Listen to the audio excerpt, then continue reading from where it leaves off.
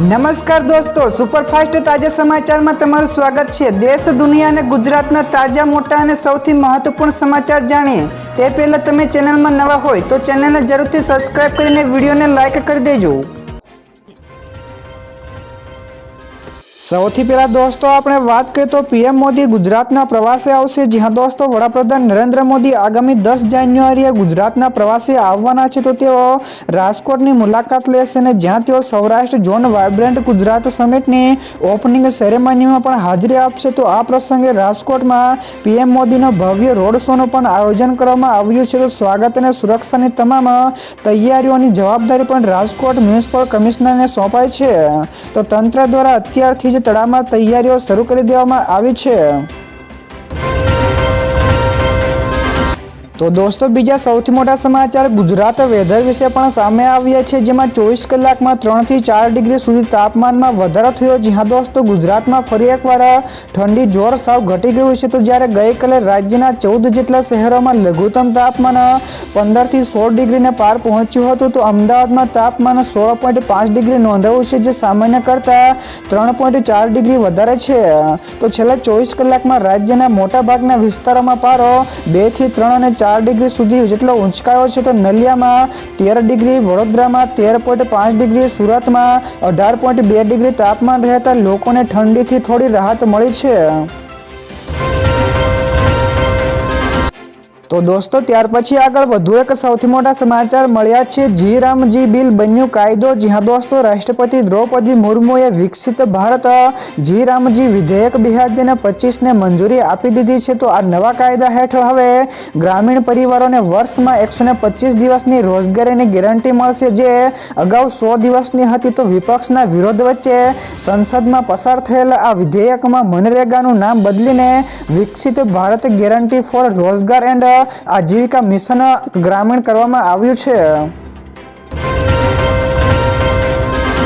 તો દોસ્તો, બીજા સૌથી અગત્યના સમાચાર સામે આવ્યા છે। ગુજરાતના અમરેલીમાં ખેડૂતોને કિસાન સૂર્યોદય યોજનાથી મોટી રાહત મળી છે। જી હા દોસ્તો, અમરેલી જિલ્લાના 602 ગામના 1,27,890 કરતાં વધારે ખેડૂતોને કિસાન સૂર્યોદય યોજના હેઠળ દિવસ દરમિયાન નિશ્ચિત અને ગુણવત્તાયુક્ત વીજ પુરવઠો મળી રહ્યો છે। તો આથી ખેડૂતોને રાત્રે સિંચાઈની મુશ્કેલીઓમાંથી મુક્તિ મળી છે। તો અગાઉ રાત્રે વીજ પુરવઠો મળતો હોવાથી ઉજાગરા, જંગલી પ્રાણીઓનો ભય અને કેરા તૂટવામાં મુશ્કેલીઓનો સામનો કરવો પડતો હતો, જેની તેમને આરોગ્ય ઉપર સીધી અસર પડતી હતી। તો કિસાન સૂર્યોદય યોજનાથી તેમને લાભ મળી રહ્યો છે।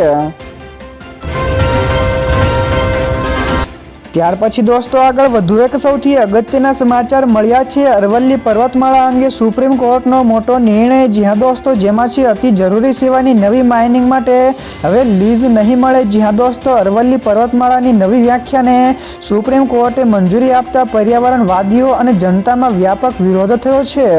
તો જેમાં કેન્દ્ર સરકારે અહેવાલો ફગાવીને કહ્યું છે કે સંરક્ષિત વિસ્તારો, ઇકો સેન્સિટિવ ઝોન, વાઘ અભયારણ્ય અને આર્દ્ર ભૂમિમાં ખનન ઉપર સંપૂર્ણ પ્રતિબંધ રહેશે।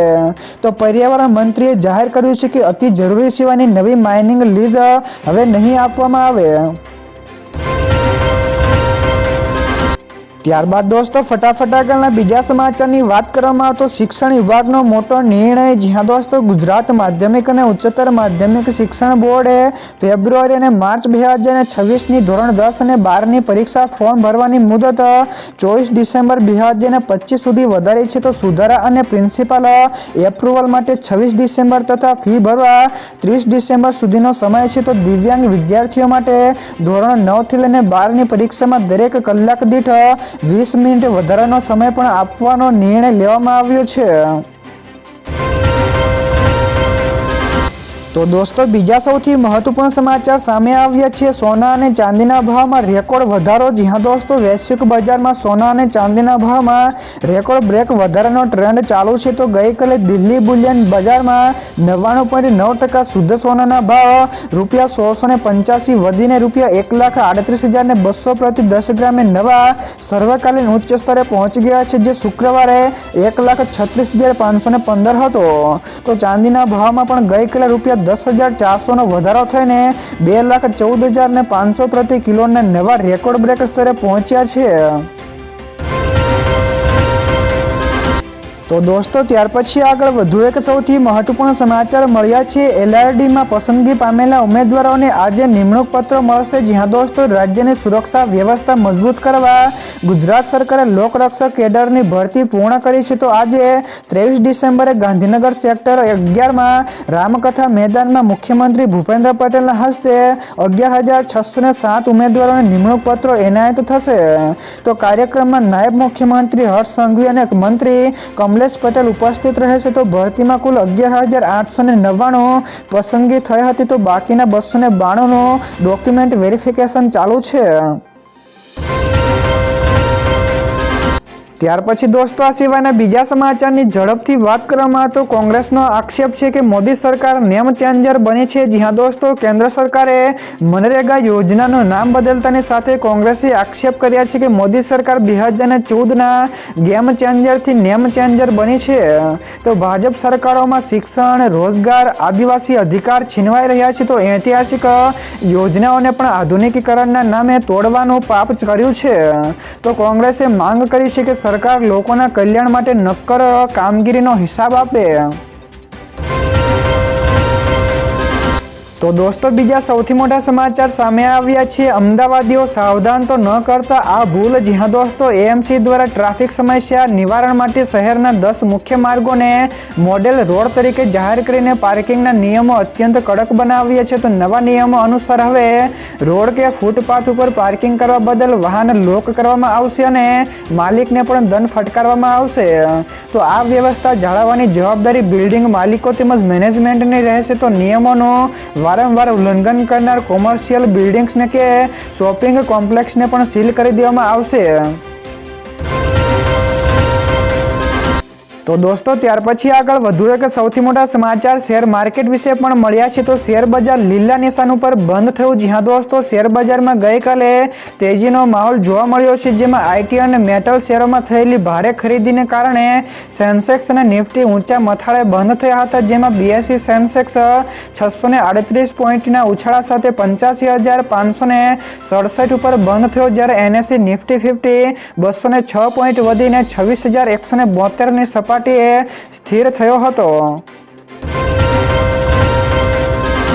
તો દોસ્તો બીજા સૌથી અગત્યના સમાચાર સામે આવ્યા છે. કચ્છમાં ઘોરાડ પક્ષી બચાવ માટે સુપ્રીમ કોર્ટનો મોટો ચુકાદો. જી હા દોસ્તો, કચ્છના લુપ્ત થતા ઘોરાડ પક્ષીને બચાવવા માટે સુપ્રીમ કોર્ટે ઐતિહાસિક ચુકાદો આપતા અભયારણ્યના વિસ્તારમાં 240 ચોરસ કિલોમીટરનો વધારો કરીને 740 ચોરસ કિલોમીટર કર્યો છે. તો પક્ષીઓના જીવનના જોખમ સમાન હાઈ ટેન્શન વીજ લાઇનોને પણ અંડરગ્રાઉન્ડ કરવા અને પવનચક્કીઓ ઉપર પ્રતિબંધ મૂકવાનો આદેશ અપાયો છે. તો આ સાથે જ 2021થી અટવાયેલા 144 ખેડૂતોના ખેતીવાડી વીજ જોડાણોને પણ મંજૂરી આપવામાં આવી છે.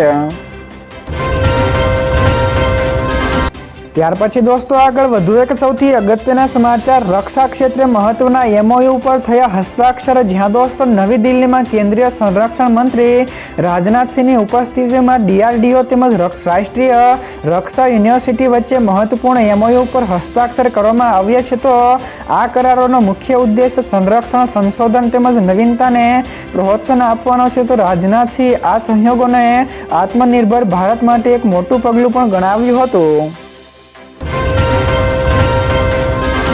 ત્યારબાદ દોસ્તો ફટાફટ આગળના બીજા સમાચારની વાત કરવામાં આવે તો ગઈકાલથી તુવેરની ટેકાના ભાવે નોંધણી શરૂ થઈ છે. જી હા દોસ્તો, રાજ્યના ધરતીપુત્ર માટે રાહતના સમાચાર છે. જેમાં ગઈકાલથી જ રાજ્યભરમાં ટેકાના ભાવ એટલે કે MSPમાં તુવેરની ખરીદી માટેનું રજીસ્ટ્રેશનની પ્રક્રિયા વિધિવત રીતે શરૂ થઈ ગઈ છે. તો આ નોંધણીની પ્રક્રિયા આગામી 1 મહિના સુધી ચાલશે. તો ખેડૂતો ગ્રામ પંચાયત કચેરીએ જઈને VCE મારફતે પોતાનું રજીસ્ટ્રેશન કરાવી શકશે.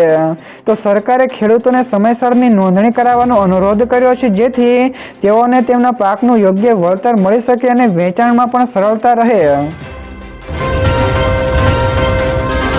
ત્યારબાદ દોસ્તો ફટાફટ આગળના બીજા સમાચારની વાત કરવામાં આવે તો આઈફોન પ્લાન્ટમાં રેકોર્ડ બ્રેક ભરતી થઈ છે. જ્યાં દોસ્તો એપલની સપ્લાય પાર્ટનર ફોક્સકોને બેંગ્લુરુના નવા આઈફોન પ્લાન્ટમાં માત્ર 9 મહિનામાં રેકોર્ડ બ્રેક 30,000 કર્મચારીઓની ભરતી કરી છે. જેમાં ભારતની કોઈપણ ફેક્ટરી માટે આ સૌથી ઝડપી વિસ્તરણ માનવામાં આવે છે. તો આ પ્રોજેક્ટની વિશેષતા એ છે કે તેમાં 80% મહિલાઓ કર્મચારીઓ છે, જેમાંથી મોટાભાગની યુવતીઓ માટે આ પ્રથમ નોકરી છે.